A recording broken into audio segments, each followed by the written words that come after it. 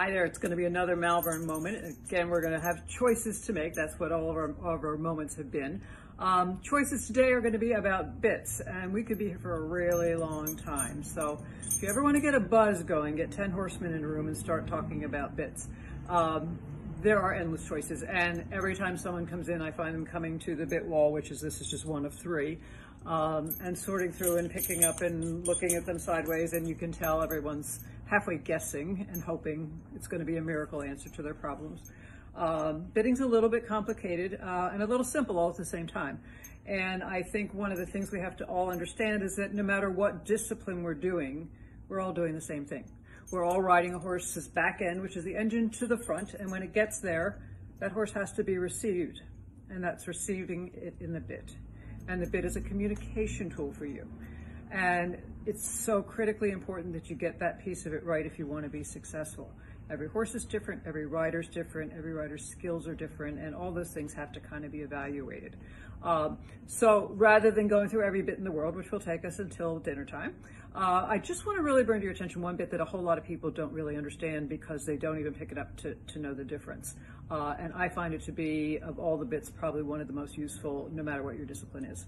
So we've all been taught that in a perfect world, a horse has a perfect mouth if they have a snaffle mouth.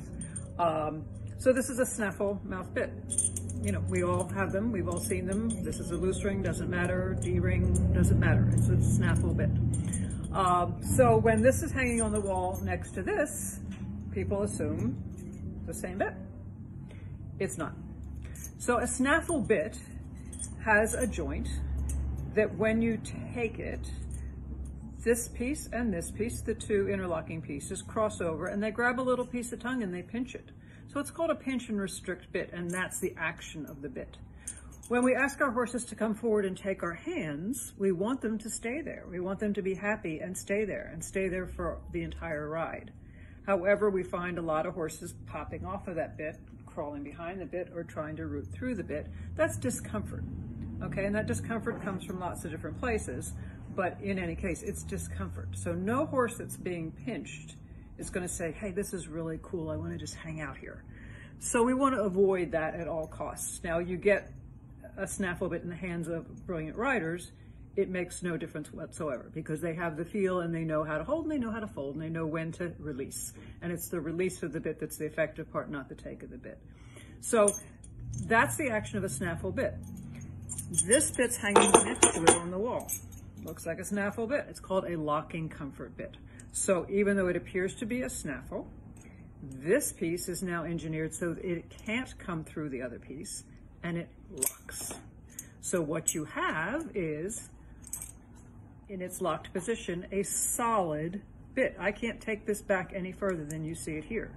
So it becomes essentially a mullen mouth bit. A mullen mouth bit typically, let me just grab one for you. This is a rubber one, doesn't matter, is just a straight bar bit. Whether it's metal, rubber, doesn't matter. That's a mullen mouth. So the action of a mullen mouth is very effective on a horse that's a little timid and doesn't want to come up to the bridle. It gives them something solid to come to and it just stays there and it doesn't worry them. But your action as a rider is limited to a movement like this. You have absolutely no option but this and this.